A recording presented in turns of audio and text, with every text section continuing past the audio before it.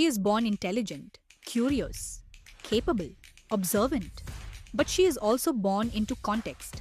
A context where English is a barrier, where exposure is limited, where ambition is rarely explained, where daughters are protected more than prepared. For many girls living on less than $1 a day, the world is small not because of their ability, but because of what they have never been shown.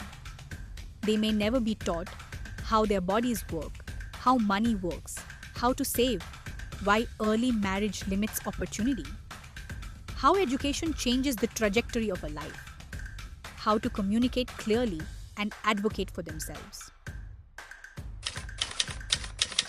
है उनको मारा पीटा जाता है और कम दहेज मिला तो भी मारा पीटा जाता है. Gender inequality is not theoretical, it is lived. And when inequality becomes normal, potential becomes invisible. A girl growing up in an under-resourced community may attend school, but she is rarely taught how systems work, rarely shown what is possible, rarely taught to negotiate, to question, to lead. Confidence is practiced, and many girls are never given the room to practice it. Gap is not intelligence, it is exposure, information, language, network. And that gap becomes generational. We work with girls from underserved communities in Mumbai, India. Our work is built on 3 pillars. Skills change how a young woman moves through the world. A girl who learns to communicate clearly begins to see herself differently. She asks questions, she negotiates, she interviews differently. She learns how to speak in professional spaces, how to present her ideas, how to think critically and make decisions. Skills build confidence, and confidence changes employment outcomes. It changes income.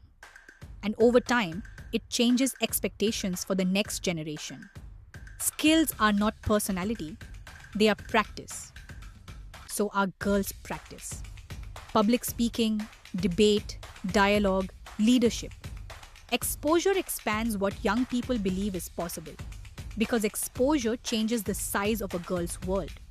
We expose girls to ideas beyond their immediate environment, to professionals, industries, leadership spaces, exposure to STEM classes, leadership workshops, theatre, exposure to using the bus and navigating the city, exposure to internships and workplaces, exposure to mentors and employers they may never otherwise meet, exposure to how to dress for opportunity, how to speak in professional spaces, how to carry themselves with dignity and confidence.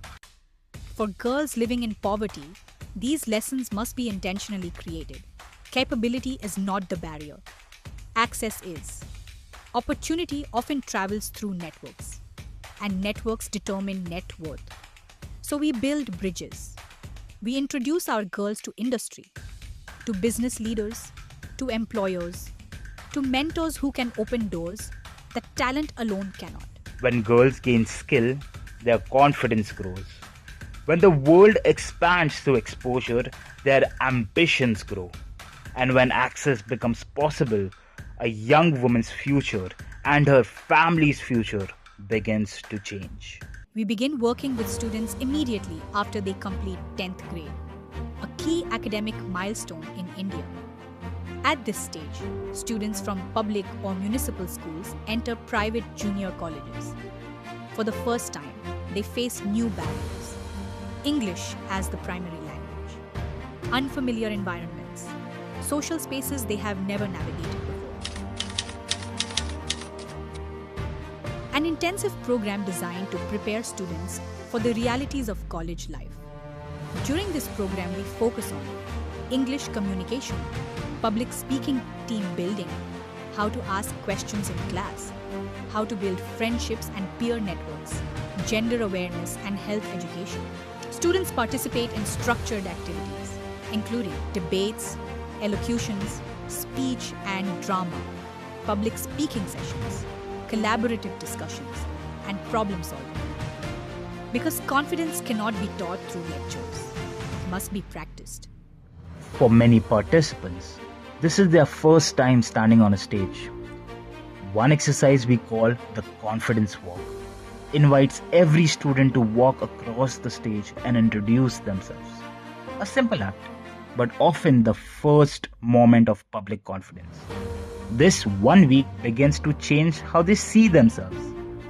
It plants seeds of self-respect and allows them to see themselves as worthy of bringing their dreams to life.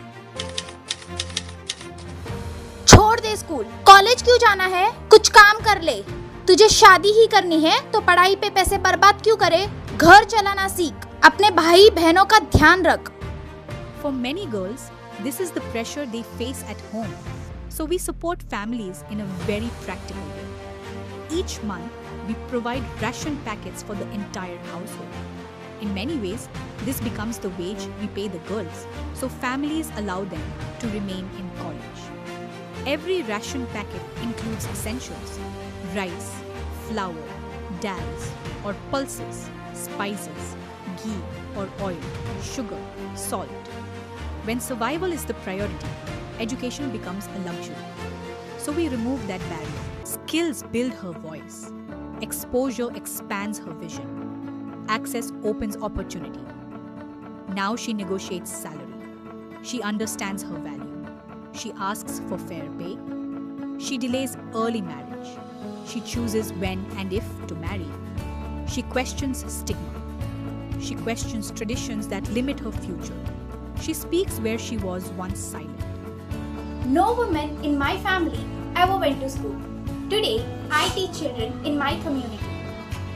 My mother grew up in a village where education wasn't prioritized. Today, my education helps us run a business. I thought my world was 2 kilometers wide. This year, I took my first flight to speak on a global platform. My mother was never allowed to step outside the home. Today, I am becoming a lawyer. When enough girls rise, communities shift. When communities shift, nations strengthen. It does not require large infrastructure. It requires mentorship, structured programming, and a belief in girls' potential.